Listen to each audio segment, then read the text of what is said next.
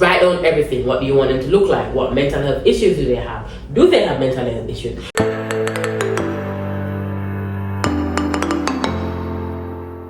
Hey guys, and welcome back to The Right Stuff with Jada. I may sound a little different because I'm sick. I'm battling the flu at this moment, at this point in time. But priorities are priorities. I promise you I'll videos every Sunday, and I'm good on my promises. Also guys, new hair and new location. So normally we're right by the bookshelf. I decided no, we're gonna do it in my bed. And I decided to do red lights today, even though we're not really seeing the beauty because it's daytime outside. But yeah, so before we get into today's video, we're gonna do a little book haul of books that I recently got. So I got Chasing Love, which is by Kat T. Manson. This was one of my first reads when I started, and Chasing Us by Kat T. Manson. So it's a 4-book series, but these two are my fave, and my ex-boyfriend gave me these actually. So yeah, I've read them on ebook already, but the fact that I have the print now, it's so perfect. And guys, look. It's so perfect. So yeah, 2 more books for the shelf. And then yesterday, funny story, I went to the bookstore on Tuesday. Was it Wednesday? I went to the bookstore on Wednesday to buy some supplies for our project. And when I went, I saw this book. And I was like, should I get it? Anyways, I didn't get it. Y'all, I went back to the bookstore yesterday, which was Thursday. And I saw them and I was like, okay, this is book 1, this is book 2. So I decided, and I read the back. And I got them, and I'm three chapters into this book actually, and it's really good. I like it so much. It's What Happens After Midnight by K.L. Walter, and Maybe Meant to Be by K.L. Walter. She's also a best-selling author of The Summer of Broken Rules, so I'll be checking that out after I check out these 2. But yeah, and we're here, we know that I wrote this book. If you love billionaires, forced proximity, he falls first and harder, touch her and die, then this book is for you. Age gap, this book is for you. CEO and intern, yes, it's thick guys, but mental health rep, trust me. Get it. It's on Kindle Unlimited for those who have KU subscriptions. It's on Amazon for purchase, both the ebook and the print. And book 2 of this book is coming out soon, which leads us to this binder that I have here. So I decided that to track my progress, I was gonna after I've finished personal editing every chapter, because my editor gets this book on the 28th of November, which is American Thanksgiving. So she gets the book on that time. So I've done personal edits. This time around, the editing process was so much different because I had proper betas, proper alphas, back and forth conversation. I got other authors to read. I got other readers to read. And I've done a lot more research this time, a lot more preparation. So I decided, hey, let me print out and track my journey. I'm also doing a TikTok for that too. So currently, I've done up to chapter 4, so we have 4 chapters here, and the rest I am working on. I decided to put it into a binder, just to have. And then sometimes I sit and I go through when I have time, because I have exams, I have a lot of stuff going on currently. I don't know how I'm staying sane, but I am. And yeah, so I love this so much. Oh, this is lean, let me fix it. I love this so much, y'all. I really do love it. So today's video, which was a idea from my friend Cece, well, I call her Cece, but her name is Estella, was that I talk about characters and character building, how I plan my characters and all of that. So the first thing I do actually, Pinterest. Pinterest is the go-to for everything. Like, what are you looking for, right? So then I go to Pinterest and I search and I search and I search and I find, okay, this aesthetic will fit that character, this aesthetic will fit this character. Specifically for Abigail and Mikkel, you can use a notebook, because I have a notebook here. I have two of these actually. I have one that I use for school to write down stuff and one for my books. And I just write. But I use my notes app and I create a folder called Before Dawn, and I have everything in that folder. I have what I need to progress with edits, synopsis, the art layout, that's for character art. I have a video coming on that too. Character info, which is gonna be relevant to this video. I have the tropes, I have different scenes that I wrote down, POVs, all of that, like literally every single thing. Dedication, book info, all of that. So back to the character info. Back to the character info. So this, I write down every single thing. So as I'm looking at it right now, to tell y'all, I have the name of my character, and in this case, it's Abigail and Asher and Mikkel Suarez, and I have their age, their birthday, their zodiac sign. I'm not really big on zodiac signs, but just to have every single thing about them. Their height, what are their ethnicities, body features, like are they big busted, are they small busted, are they curvy, are they tall, are they short, are they medium size, are they slender, petite, whatever. I also do what they're doing with their life currently. So in this case, Abigail is a college student, finally a college student. So I put, her major, what is her major, which is real estate, etc., etc. What school she goes to. On the flip side for Mikkel, what he does, he's a businessman. What is his status? What's the name of his company? All of that. And then I have like hair color. What colors are here? What textures are here? Like, is it straight? Is it wavy? Is it curly? Is it 4C? Like, all of those are different variations. I put like her mother and her father, her relationship with them, siblings, does she have any? Are they close? Are they distant? Her friends, best friends, what color eyes she has, what she's doing, does she go to therapy, where does she live, is there a transition, does she live at two places? Because in this, she starts off living in San Francisco, then she moves to New York.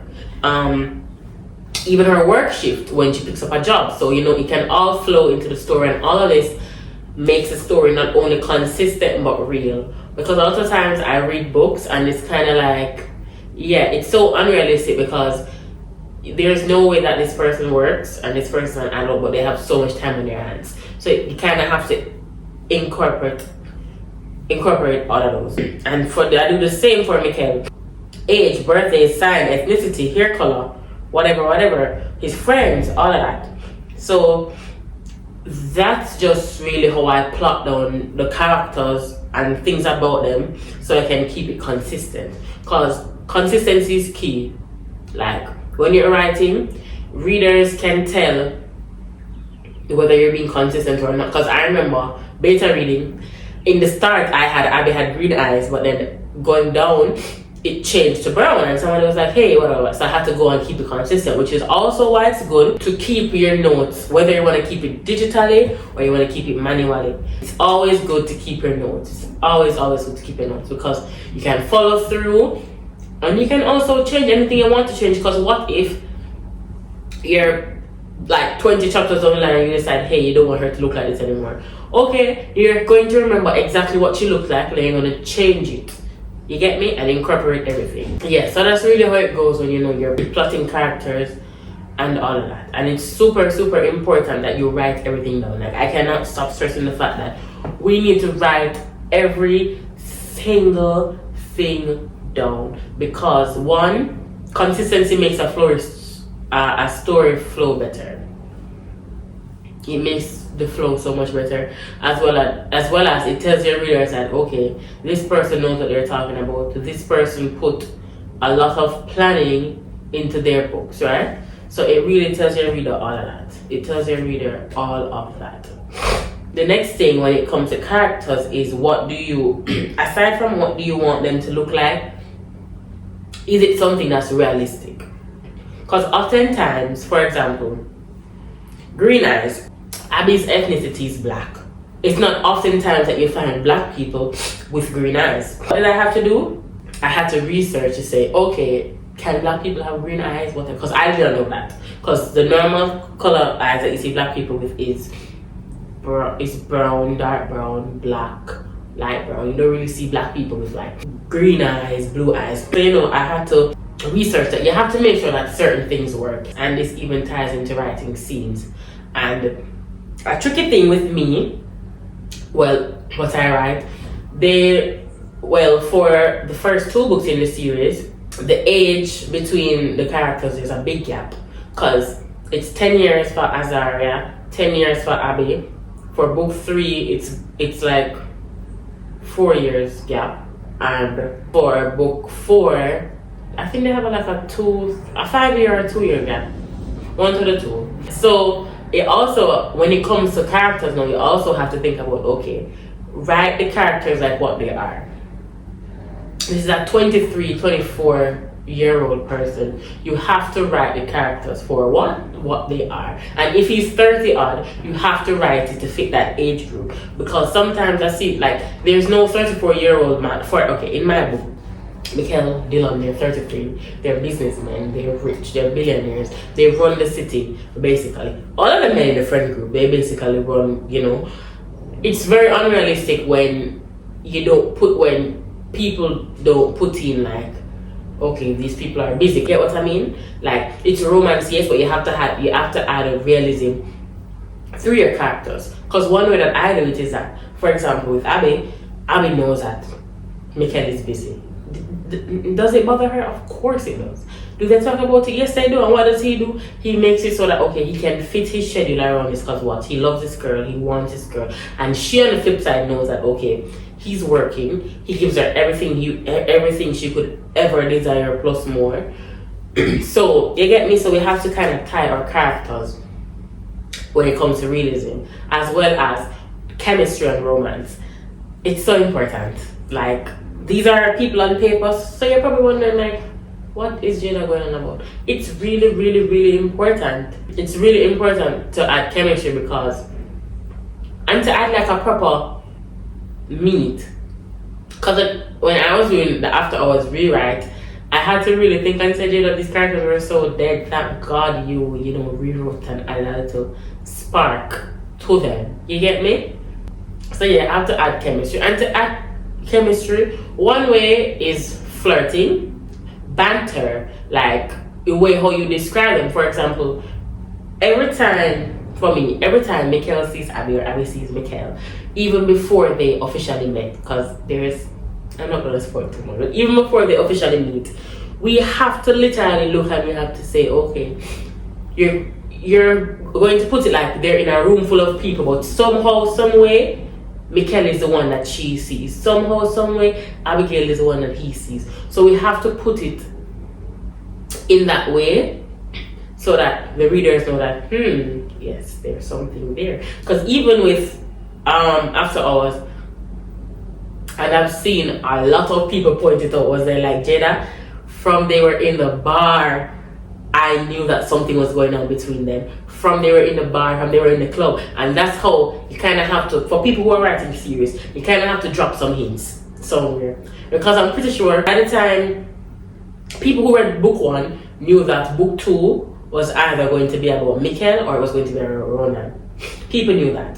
When people read book 2, they will know who book 3 and book 4 is going to be about. So you have to drop hints somewhere. Another thing I do, which isn't related to character at all, is I like to put in the name of the book in the book. And we'll see how Before Dawn is relevant to Abby and Mikhail's story. I love it. But yes, so we're wrapping up now, but when it comes to characters, Pinterest really helps. And when you're using Pinterest, do not forget to give credit to Pinterest, because when you post something without giving credit, that is copyright. That is, I don't want to say that's plagiarism, but yeah, that is stealing people's content without giving them the proper credits. So yeah, write down everything. What do you want them to look like? What mental health issues do they have? Do they have mental health issues? Because some of the times, they don't have mental, and that's fine. Not everybody in the world has mental health issues. Like Mikhail, if he doesn't have mental health issues, yes, he gets sad sometimes, he gets angry, but that's not diagnosed mental health issues. And what does he do? He finds ways to help his girlfriend who has mental health issues. So you have to also bear that in mind. Next thing, consistency. Then, after consistency, is chemistry. How you write the characters, where you put them. Also, do your research on if certain visuals go together, like their ethnicity and what you want them to look like. Because even though it's fiction, it has to be realistic. Like, research every single thing so you don't come off as if you know nothing, right? Because readers can tell when writers just write for the sake of writing. So yes, you guys, that's it for today's video. Thank you guys so much for watching. I think I'm gonna be using this setup a lot more often because I really like it and it's more comfortable than my reading chair. So thank you guys so much. I hope you enjoy the video. Remember to check out After Hours if you haven't. If you're not following me on Instagram, go follow me at author Jada West. On TikTok, it's at Jada W Books. I'm still trying to figure out TikTok. It's kind of rough and rocky there. I'm trying my best to figure it out. But yes, thank you guys so much for watching. Love y'all. Remember to like, share, comment, subscribe.